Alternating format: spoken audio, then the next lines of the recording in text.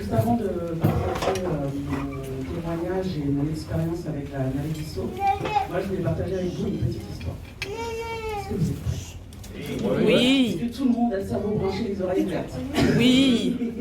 Ok, très bien. Bon, je m'appelle Assa. Enchantée à ça. Félicitations. Alors, merci. Alors, l'histoire que je vais vous raconter aujourd'hui, c'est l'histoire d'une petite fille. Elle a 2 ans et demi. Elle débarque à l'école. Et en fait, elle ne comprend pas pourquoi elle doit aller à l'école et pas sa petite sœur, qui reste la journée avec sa maman. Donc, les premières semaines à l'école se passent très difficilement. Et elle est originaire d'une famille africaine. Donc, sa mère est à la maison. On ne lui a pas expliqué à quoi sert l'école. On lui a pas expliqué pourquoi elle doit passer la journée avec des inconnus. Donc, elle arrive, les premières semaines, elle a peur. Elle est timide. Et elle pleure. Ensuite, les grandes vacances passent. Et là, elle se dit, c'est bon, ça y est. Les journées avec les inconnus, c'est fini. Et non, rebelote. La maternelle, c'est juste le début. Donc, elle arrive en 2e année de maternelle. Entre-temps, le père de famille décide de recevoir une entreprise en Afrique. Donc, à la fin de la 2e année scolaire, il rapatrie toute sa famille en Afrique. Et les enfants, entre-temps, elle a eu 2 autres sœurs. Et les parents, les enfants restent 1 mois et demi en Afrique. Et pendant ces 1 mois et demi, la mère de la jeune fille s'est obstinée à faire revenir ses enfants en France pour qu'ils puissent avoir la chance d'étudier et d'avoir un métier convenable. Donc, 1 mois et demi après, ils reviennent tous. La mère s'empresse d'accompagner sa fille à la rentrée. Et là, on lui dit, bah non, madame, votre fille, elle passe de l'autre côté, en primaire. Donc, il apprend sa fille, elle l'accompagne devant la classe. La petite fille est contente parce qu'elle retrouve tous ses camarades de maternelle, etc. Mais elle se rend compte que, bah, il y a des tables, il y a des chaises, il n'y a pas des jeux comme en maternelle. Et en plus, ils ont des cartables, des stylos, des cahiers, mais pas elle. Donc, elle se retrouve gênée, et là, elle commence à rentrer dans une forme de mutisme. Et elle n'arrive plus à parler. Elle comprenait le français, même si elle a oublié les quelques mots, mais elle n'arrivait plus à parler parce qu'elle était tellement gênée, tellement timide et mal à l'aise, qu'elle n'arrivait plus à parler. Donc, le corps enseignant décide de l'orienter vers une classe d'intégration, une CLIS, je ne sais pas si vous connaissez, et ça ne s'appelle plus comme ça maintenant, mais en fait, c'est une CLIS, c'est une classe spéciale qui accueille les nouveaux arrivants. C'est-à-dire ceux qui viennent d'arriver en France et qui ne parlent pas encore français. Et dans cette classe, elle rencontre 2 Turcs, 2 Portugais, et elle se lie d'amitié avec une Marocaine. Et en fait, quand elle ne parlait pas, l'enseignante prenait le temps de lui expliquer, voilà, si tu fais des progrès, tu vas pouvoir réintégrer ton ancienne école, ton ancienne classe, et tu vas pouvoir retrouver tes anciens camarades. Et cette petite fille, elle s'accroche coûte que coûte, et elle fait en sorte de faire des progrès. Elle fait en sorte de se motiver parce qu'elle veut à tout prix retrouver son ancienne classe. Paris réussit, parce qu'à la fin de l'année, on lui dit tu peux retourner dans ton ancienne école et retrouver tes anciens camarades. Et là, elle est super contente. Donc, elle retourne dans son école, dans son ancienne école, avant CE1. Et arrivée en CE1, elle se rend compte que finalement, c'est un peu dur. Ben oui, parce que du coup, elle a passé la 3e année maternelle, elle a passé la moitié du CP dans une autre classe, donc elle a raté beaucoup d'apprentissage. Donc là, à la fin de l'année, le corps enseignant décide encore une fois de la faire redoubler. Pour elle, c'est un échec. C'est dur de se dire, bah, les autres, ils continuent et moi, je reste dans la même classe. C'est super dur pour une enfant qui ne comprend pas pourquoi. Et finalement, elle redouble. Et là, elle se rend compte, elle découvre de nouvelles personnes, elle rencontre de nouvelles copines. Et elle se rend compte que dans cette classe, ils font des choses qu'elle a déjà faites. Et en fait, ce CE1, ce 2e CE1, jusqu'à la 3e, elle fera partie du top 5 des meilleurs élèves de sa classe. Un très beau défi relevé. Ensuite, du collège au lycée, à côté de sa vie d'étudiante, d'élève, comme c'est les fratrie et que le père était beaucoup absent, cette jeune fille a dû assumer beaucoup de responsabilités. Vous savez les formulaires que nous faut remplir à chaque rentrée scolaire, comme si entre-temps on avait changé de nom, d'identité, de sexe, de parents. Alors tous les ans on remplit la même chose. On peut changer d'adresse, mais tout le reste ça ne change pas. Elle le faisait tous les ans, pour ses frères et sœurs. Parce qu'entre-temps ils sont passés de 3 à 7. Un papa absent, une mère qui n'est pas beaucoup.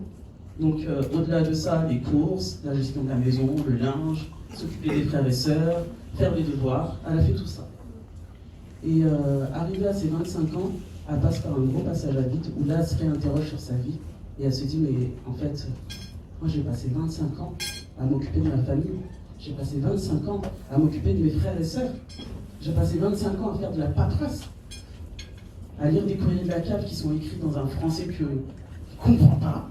Des courriers de la Sécu aussi qui écrivent, mais on ne comprend pas non plus. Et là, arrivé à 25 ans, elle fait des grosses crises d'angoisse. Elle va chez le psy. Et quand elle arrive chez le psy lui explique, mais madame, mademoiselle, vous avez vécu beaucoup de traumatismes. Beaucoup de mini-traumatismes qui font qu'aujourd'hui, il faut extérioriser tout ça. Donc là, elle commence à s'intéresser au développement personnel, à la l'hypnose, à tester l'acupuncture, à tester plein de trucs. Et de toutes ces expériences, elle en est ressortie très très forte. Et aujourd'hui, cette petite fille est devenue une jeune fille. Cette jeune fille est devenue une femme. Aujourd'hui, elle a 34 ans. Aujourd'hui, de par son expérience et de par son vécu, elle a créé son entreprise. Mitado Coaching. À ça, 34 ans.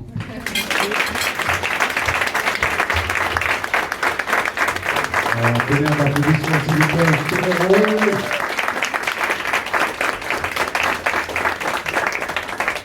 Pourquoi je tenais à vous raconter cette histoire? Parce que c'est la mienne, c'est mon vécu. C'est ce qui m'a donné moi aujourd'hui cette force et cette envie de pouvoir accompagner les autres à être bien dans leur tête et leur basket. Mais finalement, chacun d'entre nous a son histoire. Chacun d'entre nous a son vécu. Il peut être pire, moins pire.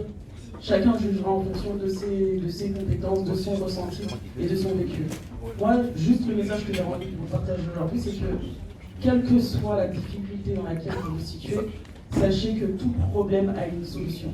S'il n'y a pas de solution, c'est que ce n'est pas un problème. Mais...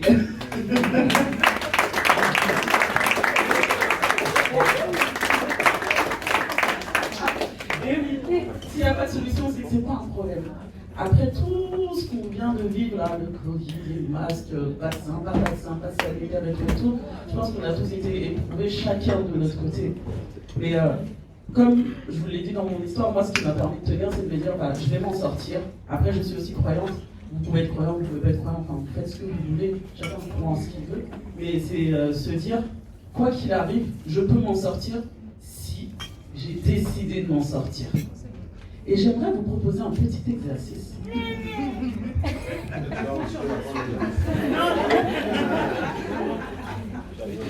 Est-ce que vous êtes prêts ou pas pour ce petit exercice? C'est rien de ouf. Vous me regardez avec des gros yeux.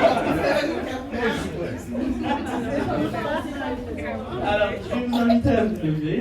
On respire, on se détend, on se lève.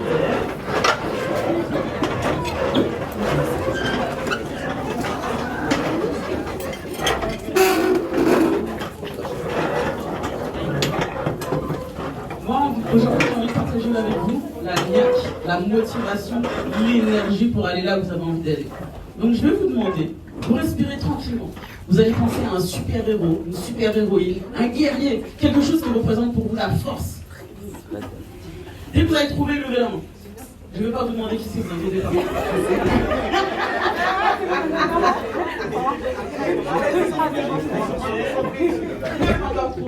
Enfin, on n'a pas entendu derrière. Ah, je vais vous demander de penser à un super-héros, quelque chose qui représente pour vous la force, l'énergie, le dynamisme. Ça va être quelqu'un, un super-héros, un guerrier. C'est bon pour tout le monde? Oui. Ok. Alors, à 3, vous êtes prêts ou pas? À 3, vous allez vous mettre dans la posture de ce guerrier, de ce super-héros, et vous allez pousser un cri. Est-ce que c'est clair ou pas? Lâchez-vous. On n'est pas jugés, on est entre nous, tranquille, c'est la famille. Vous êtes prêts? Oui. Vous êtes prêts? Ils sont où les super-héros là? Ils sont où les guerriers?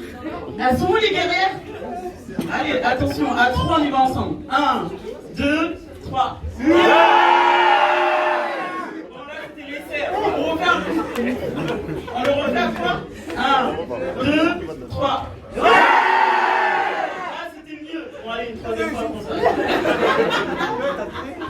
Pensez bien à votre super-héros, votre super-héroïne, votre guerrier intérieur là. La force, l'énergie, la motivation qui est à l'intérieur de vous là. Vous êtes prêts ou pas?